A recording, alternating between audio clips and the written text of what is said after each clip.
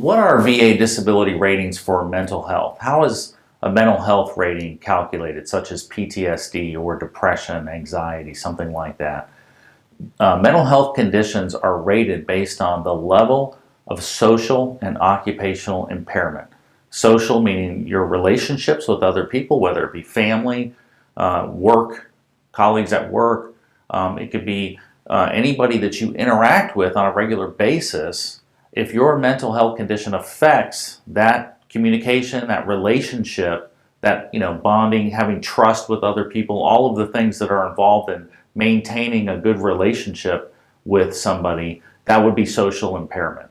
Occupational, of course, is your performance at work. If your mental health condition is preventing you from adequately performing at work, that would be occupational impairment. So let's talk about a 10% rating. A 10% rating for mental health may be that you have some depression and you take medicine, Prozac, something like that, on a continuous basis. And if you take that medication, you don't have any symptoms. You would still be rated at 10% based on taking medication, having controlled symptoms, controlled with medication. Or mild, very mild symptoms would be a 10% rating. Mild occasional symptoms of a mental health condition. So 30%, let's talk about 30%. 30%, you're starting to have a decrease in your performance at work or difficulty maintaining relationships. Your mental health condition is affecting your relationships. You could be having trouble sleeping. You could have some anxiety, mood changes. You could have some memory loss or difficulty remembering things because of your mental health condition.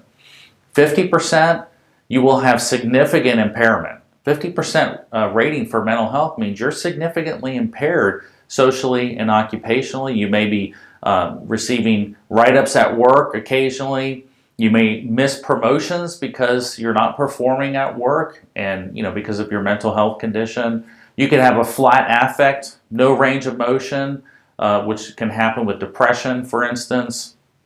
You could have panic attacks more than once a week. If you have panic attacks, that can be very, that can impair your performance at work. It could certainly impair your relationships. If you're socially have social anxiety, you can't go out, you can't meet people, you're afraid, you don't trust people, you don't develop new relationships with people because of trust issues. That's significant impairment, and that would be a 50% rating.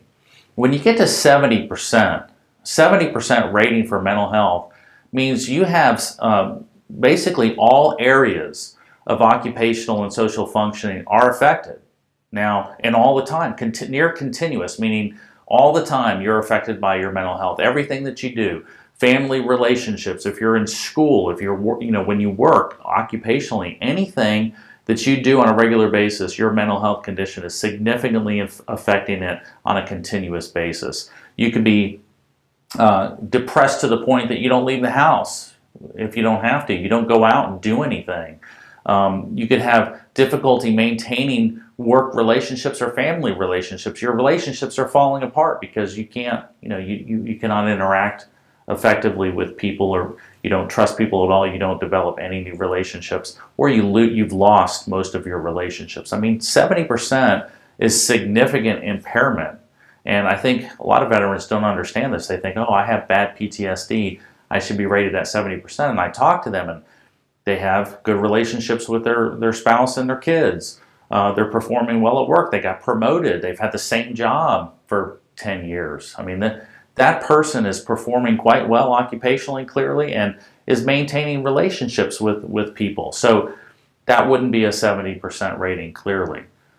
Let's talk about 100% briefly. 100% rating, complete occupational and social impairment. I mean, you're not bathing, you can't go out, you're holed up in your house, you're hospitalized. That's 100% rating. If you're hospitalized for mental health chronically, state hospital, state mental health hospital, something like that, clearly you're not functioning at all. This means you can't go about daily activities. You can't go shopping.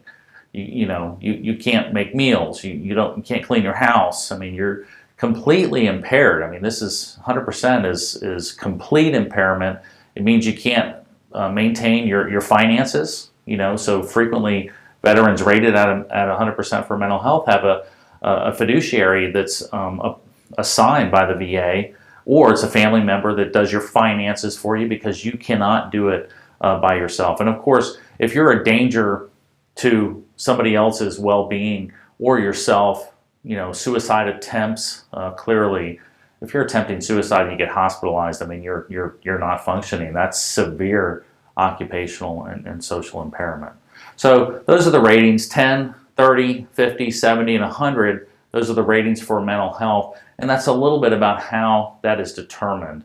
And it'll be determined based on a disability benefits questionnaire for mental health that has your history on there. It talks about your work history, how you're performing at work, your relationship history. All those things will be documented on that disability benefits questionnaire. And all of the symptoms that you have and the frequency of those symptoms will affect the rating, of course. So that's how mental health is assessed. Those are the ratings. I hope this was helpful. The information contained in this video is informational and not professional advice.